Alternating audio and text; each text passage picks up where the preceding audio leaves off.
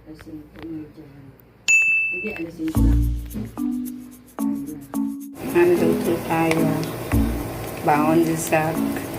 Oy, may kalat mo sa muka. Isa naman, nasa yung pancake? Baka inubos mo yun, ha? Dalawa lang. Dalawa lang. Gising, no? Mga 5:30 ng umaga. Alam mo, prepare sa Nizarap po. Ano nga yun talaga ang lang mo ba? At paklap yun. Magbas ba? Hindi. Tapos mo.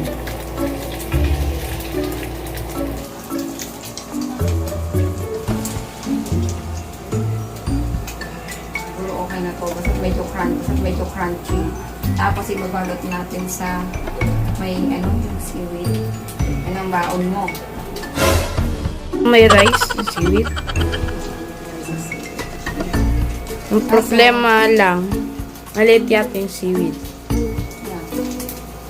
Hindi ba ito mapapanis?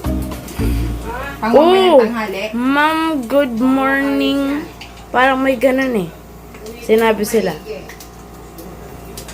May good morning na. Check mo nga doon sa may GC natin ng mga bata. Mayroon pa pala.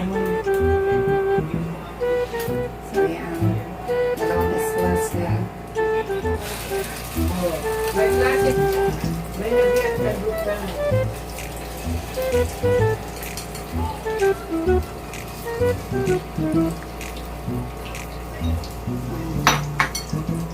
Sinama na natin ang etlog.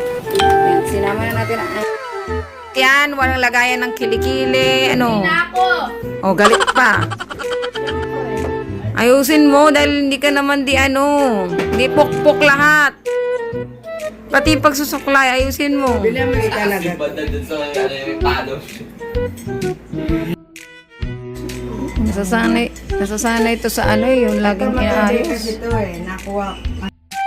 Sana. Ito, dito.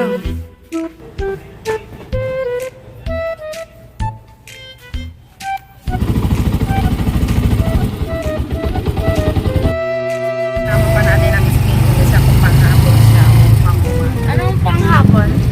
Panghapon, pwedeng 12 hanggang 6 yung pasok mo. Ano gusto mo, pang morning o pang evening? No, bala. Ang ipabahala, gawin niyo sa schedule na makikita natin. Kanyang section na sayang natin na load to. Magka pang, siya. Pero napisulto pa ka pang morning siya. Ayan na, dyan napunta ka na doon. Hanapin pa natin yung section. Sorry, Poy! Nakita mo ba sila? Pag nakita mo yung mga classmate mo, yun. I think. Mga grade 5 yan, Sak. Pang morning nga siya. Dali na, doon ka na. Hanap ka na doon. Doon ka mo po sa dulo. Listen mo, kasumabol ka sa mga classmate mo. Bilis. Go. Sumunod ka doon sa mga classmate mo.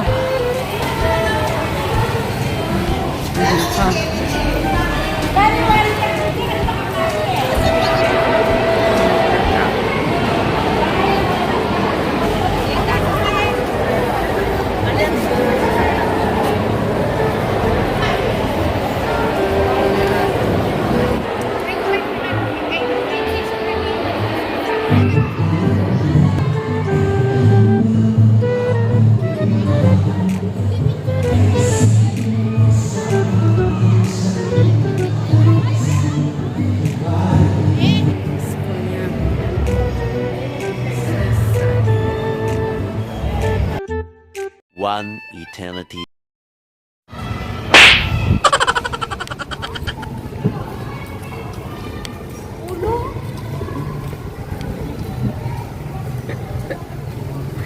Nalate ako ng pagsundo. Nalate. Ilang oras? Hindi pa naman ganun. Ano